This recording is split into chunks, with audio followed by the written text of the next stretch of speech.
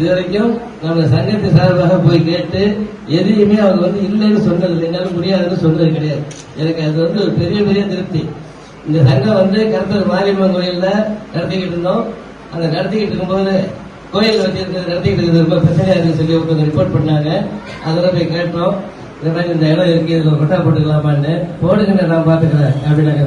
இந்த வார்த்தை அப்படியா அது அப்படிலாம் வார்த்தைலாம் கிடையாது. போடுங்க நான் பாத்துக்கிறேன் முடிஞ்சு வச்சு போட்டு கொடுத்தாங்க. அதற்கு கரண்ட்டுக்கு சொன்னோம். உடனே கரண்ட்டுக்கு கொடுத்து கரண்ட் தெரிவித்து திரும்ப கட்டணம் கட்டுறதுக்கு போய் கேட்டாங்க. கட்டணமா கட்டிடலாம் இருக்கோம் அப்படின்னு. கட்டுங்க ஏதாவது நான் பாத்துக்கிறேன்னாங்க.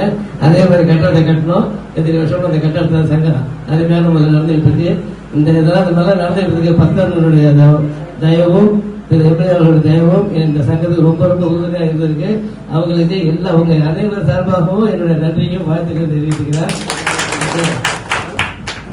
என்ன சொன்னாங்கன்னா ஒரு விஷயத்த மறந்துட்டாங்க. என்னன்னா ஒரு ட்ரிப்பு தலைவருக்கு எம்எல்ஏ பதவி கொஞ்சம் கை நழுவி போயிடுச்சு. அந்த டயத்துல வேற ஒரு எம்எல்ஏ இந்த கட்டடத்தை இடிக்கிறதுக்கு முயற்சி பண்ணும்போது அப்பயும் போய் முறையிட்டப்ப எவன் இடிக்கலாம் பக்கத்தை சொல்லிட்டு செடியும் கொண்டு ஒரு பிடபிள்யூ இன்ஜினியர் அனுப்பி விட்டு நீ இந்த கட்டடத்தை காப்பாற்றணும், அந்த கட்டடத்தை இடிச்சீங்கன்னா என் வீட்டை இடிக்கிற மாதிரி சொன்னது தலைவர் தெரியுமா? அதெல்லாம் மறந்துட்டாங்க. அதை நினைவுபடுத்த விரும்புறேன்.